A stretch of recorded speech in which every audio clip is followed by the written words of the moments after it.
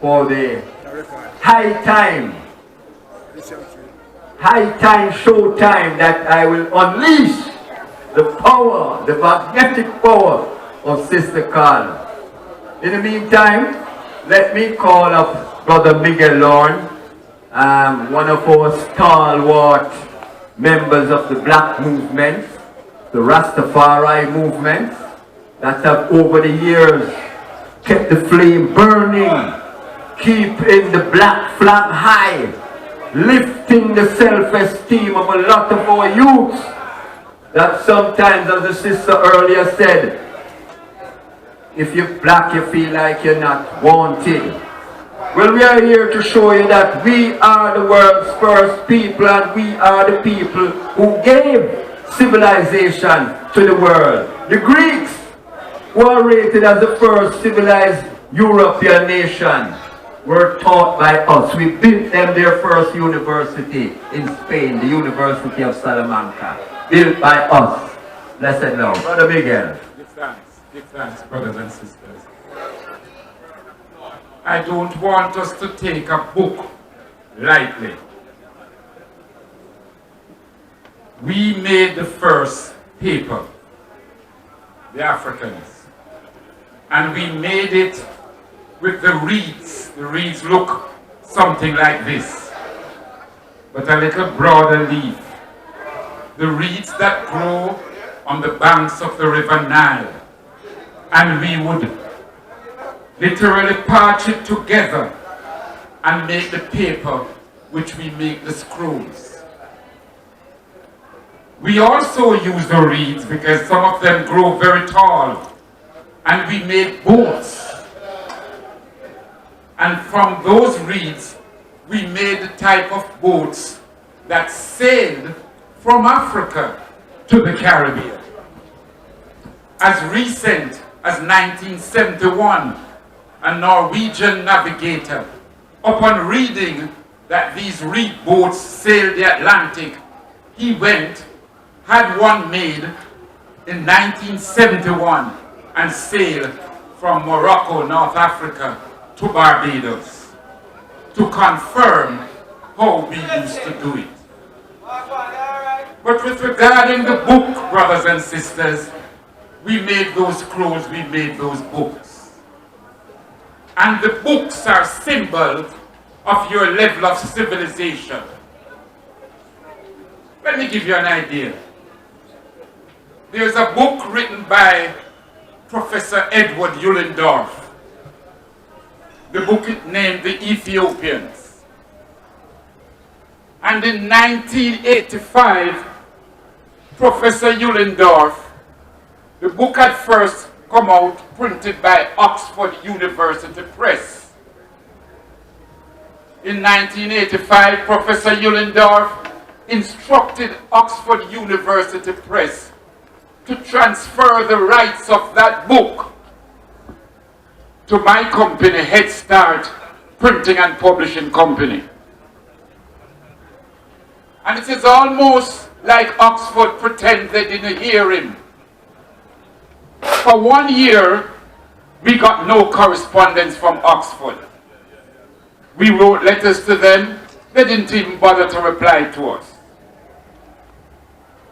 So we got back in touch with Professor Ullendorf, and he got back in touch with them and said, I have ordered you to send the rights of the book because I want those rights. I want that book to be published in Jamaica. When we eventually got a letter from Oxford, half of the page, when you see their letterhead, it takes up half of the page.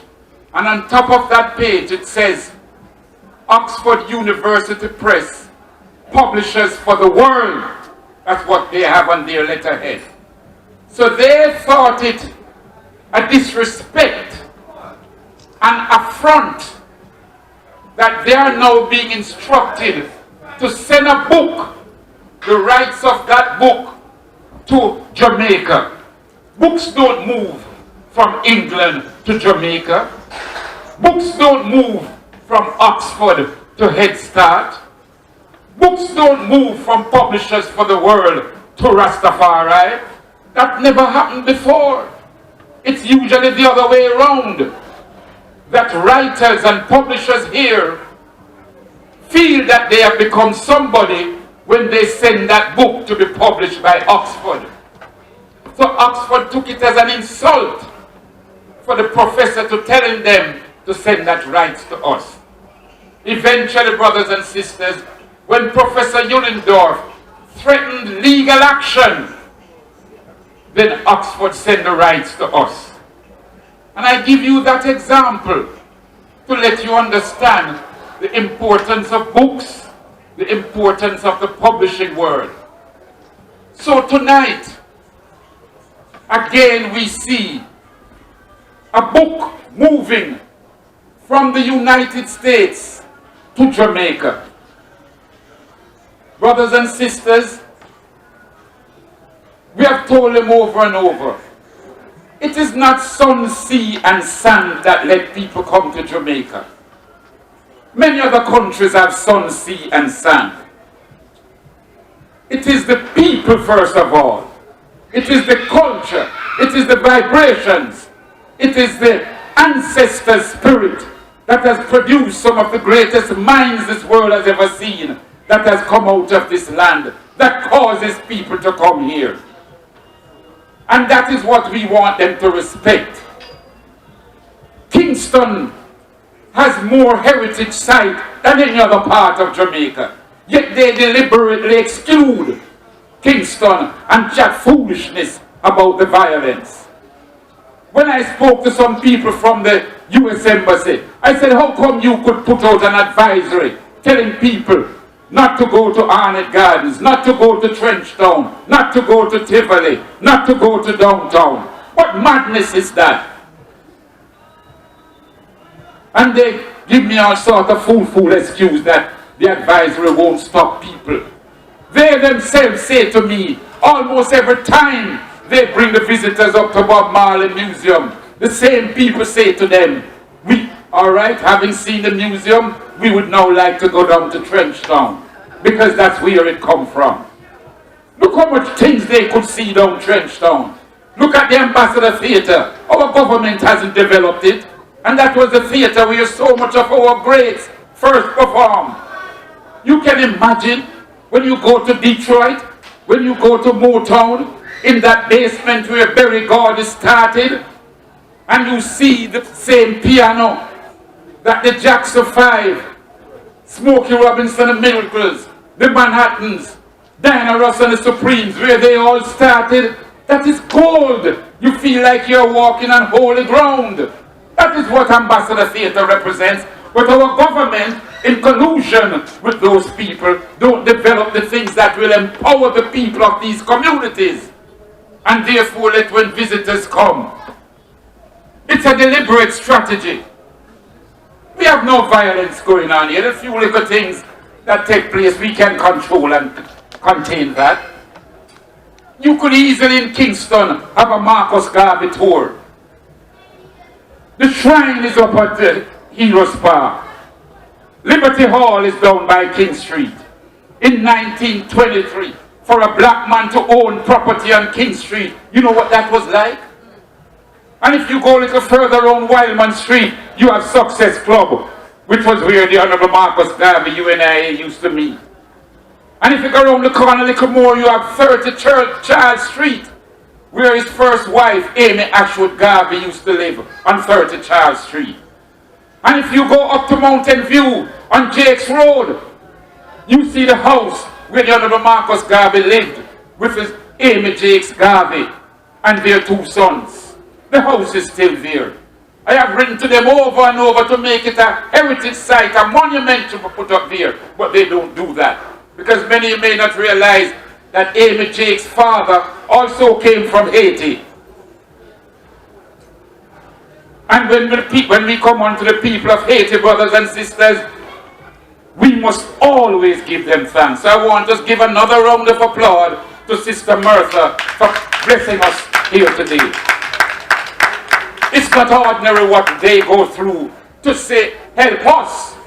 Because when they declared their independence, they made a declaration that any black man from any part of the world, if you made it to Haiti, you became free. That is the level of camaraderie. That is the level of Pan-African unity that they exhibited way back from 1804. So brothers and sisters, like I said, just to have a Garvey tour, there's so much regarding the Honorable Marcus Garvey that it could take the whole day in Kingston alone. Not to mention the numerous other monuments. How many of you know that, for example, the Institute of Jamaica was a hotel? And one night a Haitian governor came. And when he went down there, they told him that he was too black to enter the hotel. And he inquired and said, where's the next best hotel? And they told him it was wrong at Rum Lane. And he went wrong there. Don't think Rum Lane was what it is that you're thinking of now.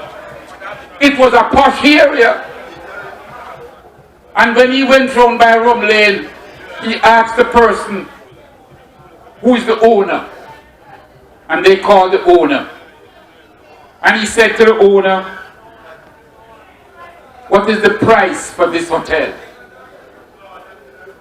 And the owner told him the price. And he sent outside for his chest. And when his chest was brought in, he bought the hotel that night, brothers and sisters. 15 Haitian governors have come to Jamaica after their tour of duty ended in Haiti. Some were chased out in revolution and so on. But we have had that bondage. Presidents that have come and so on. So brothers and sisters, I don't want you ever to take this launch lightly.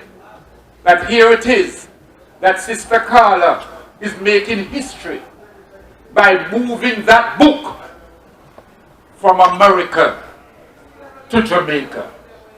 She's launching that book, which could have been launched in any other states in America, but she has chosen that it must be launched here, the land of Marcus Garvey, the land of Bob Marley, the land of the great Paul Bogle, who led that great revolution in 1865. And so gradually, because when we talk about literary minds, they don't mind when Usain Bolt win that 100 meters, brothers and sisters. Take it from me. They don't mind.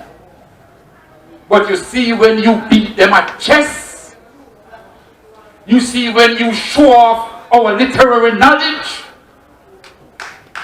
you see when we can look at them and say to them, look, we gave the world mathematics. When I can tell them at the airport that Al-Kazim, the black man who invented the zero, and none of them is there to contradict me. That's what I do when I pass through their airports, brothers and sisters. I lick my chest and said, I'm a proud black man. I stand as a black man. So when you're going to tax me now, how long I want to stay, I'm on the passing through. I don't want to live here. And they get stunned. That is how you treat them, brothers and sisters. Because my ancestors gave us, I and I, that power.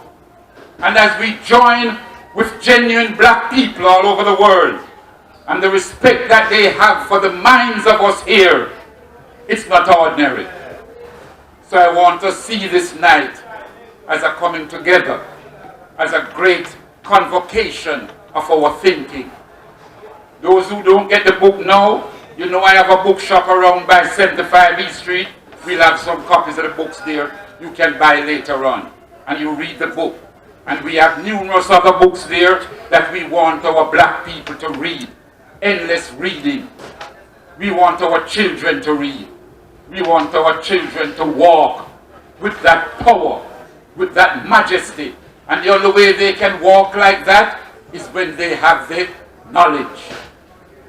So we give thanks for this evening. We give thanks, Sister Carla.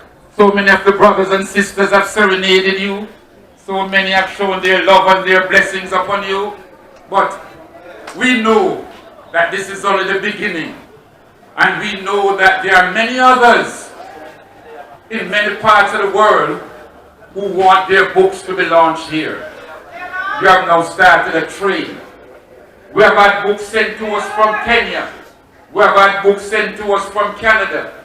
We have had books sent to us from Spain, from France, that they wanted to be published in Jamaica. They want the stamp of approval from us here. So brothers and sisters, we have a mighty kingdom. Many persons said, boy, they never know West Street and they're afraid to come downtown.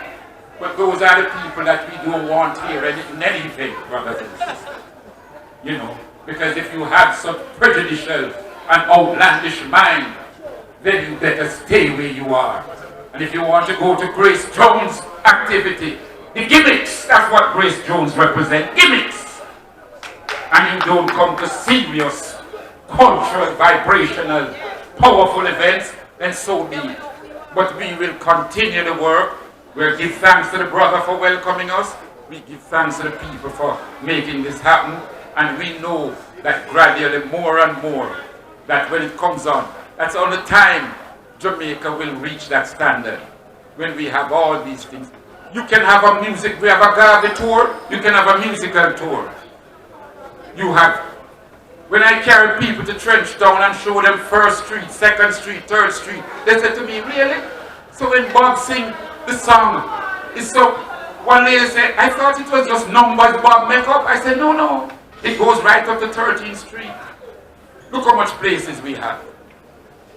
We have Sugar Miners Place on Robert Crescent, that's an headquarters. We have 2B Grove Road, where Lloyd Evans started Blue Mountain Music, where all those great Sizzler, Luciano, Ken Boot and all. You understand, brothers and sisters? Right here can be that musical tour. And that is what people come for. But they carry them down there, put them on beach and sand, and say to them, you have visited Jamaica. We must cut out that foolishness. We must demand and don't stop. Because when you carry people to places, you are empowering the community. The community will come out and help to protect the people. They will cook food, they'll make craft, they'll make sandals, and therefore they'll earn, so they won't have to follow the politicians and beg them a nanny. That's what we want. When we see things Jamaica got, that's a classic example. Things Jamaica used to make some of the most beautiful craft and pottery this country produced. And what did they do? What did they, I don't hear you all, what did they do? Prison. Them lock it down. And when them lock it down, when them turn it into? Prison. I don't hear you all. Prison. A prison. That is how they see our people. You turn something that is beautiful, something that is creative, and you lock that down and make it into a prison, because that's where you want to put the youths then. The state of emergency is a joke, brothers and sisters. It will not solve crime. Michael Manley declared a state of emergency in 1976. It didn't stop crime.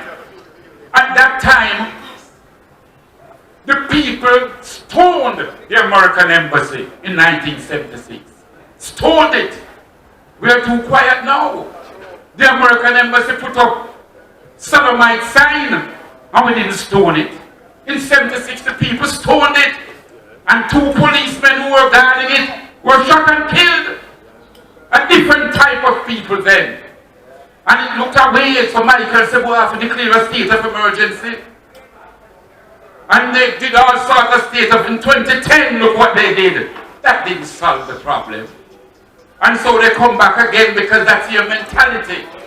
How you can take away people's rights and arrest people, and you pick up 300 people from the community, lock them up, you process them, you charge 5, you lego this and lego that, and the people say, yes man, you're working.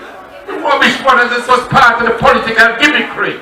And we must grow up and respect that, and know that we must say to them, enough, it cannot work. It will only work when we empower the youths, empower the people then. Give them hope, brothers and sisters. And when you do that, their brothers, the youths, will respect themselves. And if they respect themselves, they will respect others. I give thanks, and I will forever praise them. Well, the radio station, you know, every Wednesday, 6 to 10, we do a program on Best FM. Best FM 100 FM. So you can always tune in to us. every Wednesday 6 to 10, and we entitled the program Bitter Sugar. And we use that name, Bitter Sugar. There's a book written about how the Dominican Republic treat the Haitian people. And we dedicate that program to a brother named Miguel Blueburn. He was shot in the back 15 times with an M1 rifle in Dominican Republic. We're not talking slavery time, we're talking now. And that was the day he said, I will no longer work without wages. And they shot him in the back 15 times, brothers and sisters. So with that program, we get that name, Bitter Sugar. But that's what sugar means to us. Sugar caused us to be here.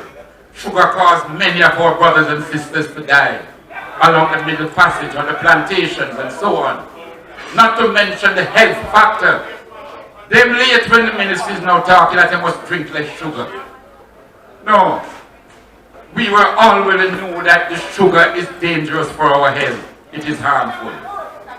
So we give thanks and praise unto the Most High. Jah Rastafari. Jah Rastafari. Jah Rastafari. And we forever call on the name of Highly High Selassie. now and forevermore. Give thanks. Give thanks. Give thanks. Listen now, very riveting presentation, as I told you. The brother has been there over the years, lifting up black people. And this is why, when I called him, I said, this is the man that carried the message. The message goes with the man. Give thanks, Brother Miguel. You have inspired and encouraged a lot of us to move forward and step upright. Just as our brother in Burkina Faso, Thomas Sankara, said, the land of the upright people. The man who, instead of driving a Mercedes-Benz, he rode his bicycle. As the president of a country, rode his bicycle to work. What an example. What France ordered his execution. So you have to understand that, as Marcus Garvey said, men who are earnest are not afraid of consequences. We do what is right, not what is popular or what the people want us to do. We do what is right. And right about now, the lady of the moment, I know you're all wondering if she can speak. Well, I'm now going to call on Sister Carla, the lady of the moment, to come forward and present one of her beautiful poems. Sister Carla.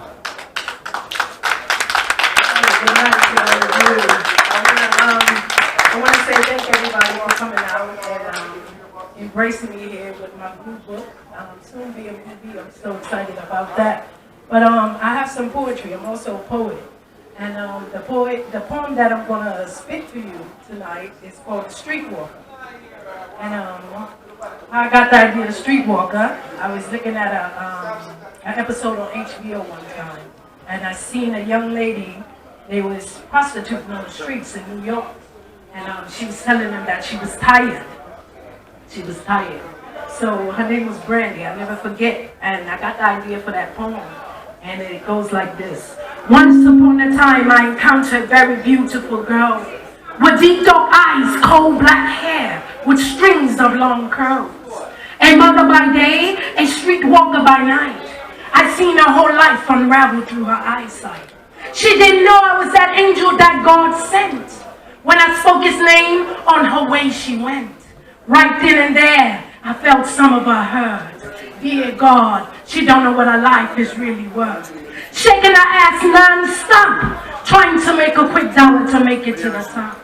My sister don't know what her life is worth. Deep down inside her, her soul hurts. Lost in a world of confusion, all of her dreams became an illusion. Looking for love in all the wrong places, then she vanished without leaving any traces. Pretending she's wanting more, she'll take anything that walks through that door. Preying upon the weak and avoiding the strong, she walks these streets from dusk until dawn. The filth that lies on the surface of her skin, she prayed to the heavens to renew her again. Then she